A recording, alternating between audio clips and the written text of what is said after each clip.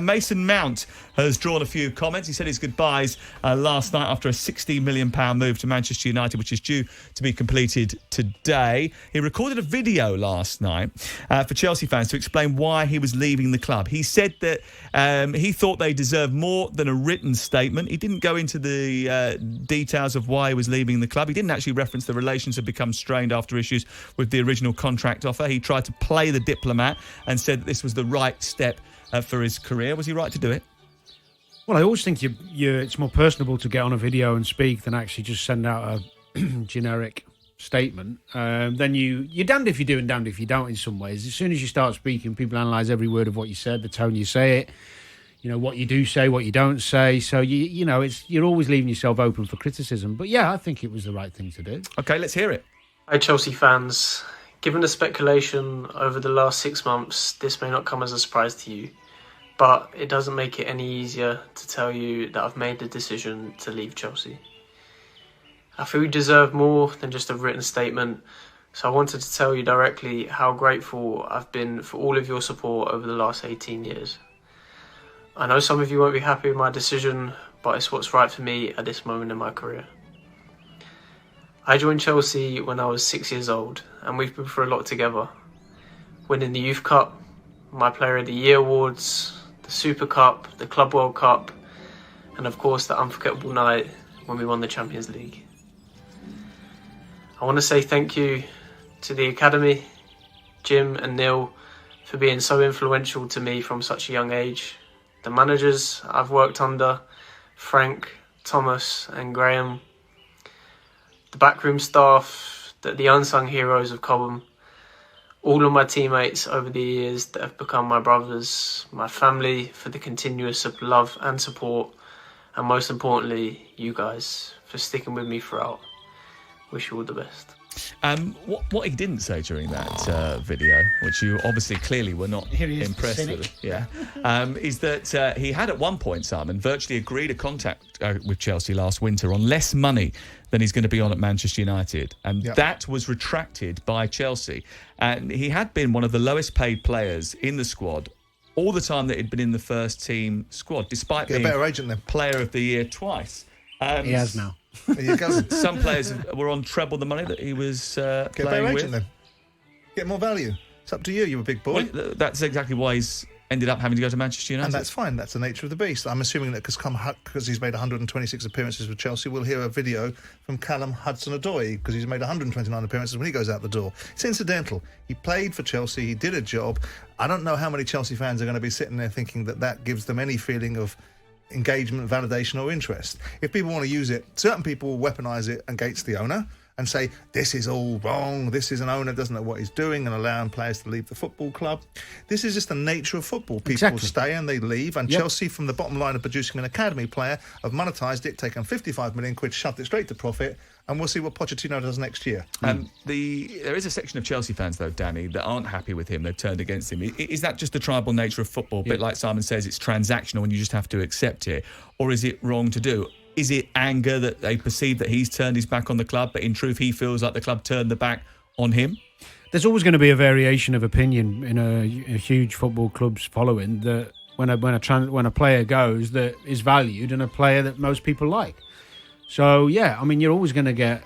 You're never going to get a general. Well, there are occasions where the whole consensus is well done, on you go, we support you. Like Declan Rice, I don't think there's a West Ham fan alive. Harry Kane, perhaps. Well, no, I don't think know about that. But no, if Harry Kane were to leave Tottenham, besides the unreasonable Tottenham fans, and if you want to placate the unreasonable fans, then you'll spend all your days doing nothing but placating them. But if Harry Kane were to leave Tottenham, the majority of Tottenham fans would say, we're sorry to see him go, but we'd never begrudge it. Well, they might if he went to Chelsea. Possibly, but so it's where he ends up. But that's the case. But the bottom line with this guy is that the majority of fans, I think, it's an unreasonable expectation. It's a stupid, immature, unnecessary reaction from fans. If a player signed a contract and that contract has run its full course and he's done his job and they've done their job by him, then that's the end of the relationship and that's the end of the loyalty perspective. And characterising loyalty in any other framework is just stupid, sentimental nonsense. Because as long as you've got from your players exactly what they were contracted to do, everybody has a right to change their mind. everybody has a right to move on, and football is no different from any other profession besides the over-egging of the pudding, which comes with the emotion, which is a valuable part of football, because otherwise people wouldn't get half the returns that they get. And I don't look at it as a necessity. I think it's a packaged product. Like, we criticise Harry Maguire for coming out and saying things that were driven by Manchester United's PR machine. We are seeing the trends. We saw this from their PR guy about a year, 18 months ago, their head of social media, saying, we follow the trends of what people want to hear, and then we get the players to steer into that narrative. This is just packaging Mason Mount on the way out so that he makes sure that he ticks boxes, because Mason Mount is a commodity. He's an individual that can monetize himself through brand awareness, brand association, so he puts his best foot forward. It has no more substance than that. And if anyone thinks it does, then they're silly. Well, I think also as well, the majority of Chelsea fans who are reasonably bright are going to always look at a player that leaves and think, what did he contribute? You could never, ever say anything about his application and dedication to the job on and off the pitch. He was, he never a problem. And on the pitch, his work ethic's unbelievable. So in that respect, his overall contribution's been a positive one. So you're not going to get many disgruntled. I don't think there's going to be this big outpouring of negativity towards him. So why are Chelsea allowing him to leave if he's that valuable? Well, because every football club brings in people within the club who Clearly they don't think he is. who value players differently at different stages. Somebody can be the best player one year, which he was, and one player of the year twice, I think, and then all of a sudden he's not in the team because people in the club have changed their mind. So therefore you become less of a commodity and you move on. And someone else somewhere else values you more, makes you feel good, and wants you as part of their project and part of their team and their success, and then you move on. Football is just that way. Do you think that Chelsea are bucking a trend in some senses in the fact that they're strengthening rivals for positions that they also aspire to be in? But it's a trend, as you will see statistically, that's changing, isn't it? Because we've seen a statistic that I think that between the top 6 clubs going back several years, only a handful of players were sold, and now we're seeing that statistic nearly treble. Yeah, well, in 12 seasons from 2010-11 to 21-22, a player moved between the big 6 clubs for a fee on 19 occasions. In the past 12 months, it's happened 7 times. Yeah. Well, I'll tell you what is interesting with this one, and I agree with you, Simon, but what's interesting with this one is he does make United better, and he does make Chelsea worse, because at the moment, and we can only judge it, we're in July, Chelsea's midfield scenario is a problem. Chelsea's midfield is non-existent at this Well, moment in it's time. not non-existent, but you've got Conor Gallagher, you've got Enzo Fernandez. they're not irrelevant players. Yeah, They're they're good not top players. level, are they? They're No, they're but going to come to in the fore. terms Can't of start the options, season with that. no, but what I'm saying is they actually, if Chelsea were signing a Mason Mount type player, everyone would be like, exactly what we need. Yeah. So they've let it go too far. I'd have kept him all day and twice on Sundays. Yeah, possibly. And the argument abounded about Antonio Rudiger, didn't it? Yeah. And educated football managers like Thomas Tuchel, that everyone clamours for, were participants in allowing Antonio Rudiger to run down his contract. So, Well, I with think that- he came in the last year, so I think last 6 months I of his think he was contract, the yeah. one But who wanted. notwithstanding that, he you still wanted have us to massive stay. influence. You still have an opportunity. He'd And already you- been tapped by Madrid. I Well, think. and Mason Mount can still be in conversations in the last year of his contract. You've got the guy in the building, you've got the influence over the guy, you've got a relationship with him. If it's gone off-piste, you can still have the wherewithal to be able to put it back on track if you've got enough about you. And if you've got enough about you as a manager and or an owner, and the value that you have of this player is so unequivocal that you recalibrate and sit with the player and say, whatever footing we got off on, let's try again. Let's get it back on track, right? You are a valuable asset to this football I'm club. surprised Pochettino hasn't. Well, it's Well, interesting clearly because didn't want I understand Maybe he didn't have a choice. that he couldn't make contact or couldn't be seen to be making contact because he was contractually obliged not to get involved in Chelsea business until he started on July the 1st because he was still contracted to another football club. Oh, yeah, because that's how it works, yeah. Yeah, everyone sticks to the rules, yeah. The bottom line is Pochettino came in with huge currency. So you're saying he should have I'm reached saying out. that he clearly didn't have enough. He was. What you're saying is Poch was all right with it. Clearly, because Pochettino wasn't somebody that begged for the Chelsea job. He was somebody that was courted. He was somebody that was chased uphill and down dale. So in that conversation, a bit like the Antonio Conte conversation, but perhaps with a little bit more balance because of the scale of Chelsea's financial might and the opportunities that Chelsea's financial might will bring, is, well, I'm coming in with these requirements and this position. The balance of power is more equitable in that we both need one another.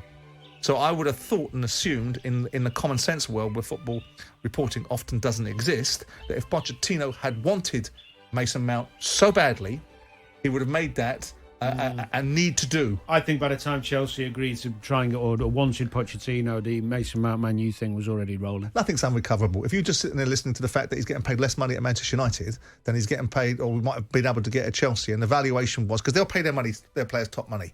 There's no cost implications behind buying Mason Mount. They've got to replace Mason Mount. So the transaction itself, I would guess, is based upon an inherent lack of value in Mason Mount in the Chelsea setup to achieve an outcome. But on a more interesting whether note, you like that because he's your surrogate son alongside James Maddison is a different discussion. No, I like them. I like them both for footballing reasons, no more, no less.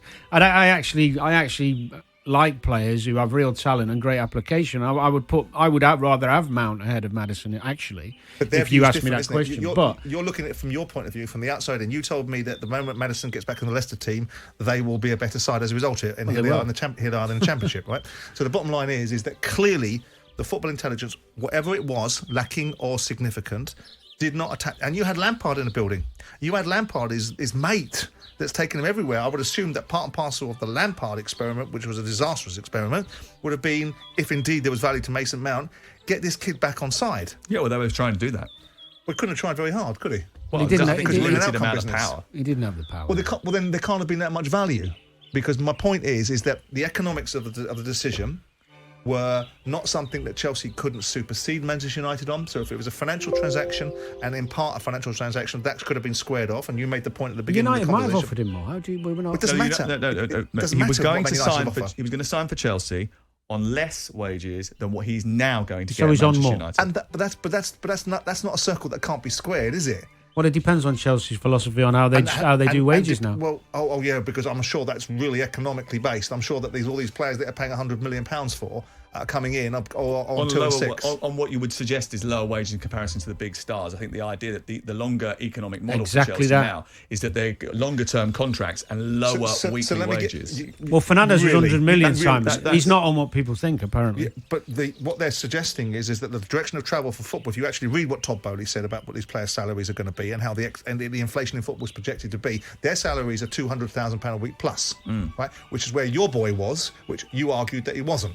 Right, in terms of Mason Mount, because I told you... I don't know the numbers. But I told you that he wanted 250 grand a week. You said, no chance, nowhere near that. Right? So they're already at that place. And what Chelsea have done is, with the economic growth of the model that we're building into, alongside the depreciation of players, we believe getting these players on long-term contracts, starting in around between 150 and 250, will enable us to be inflation-proof.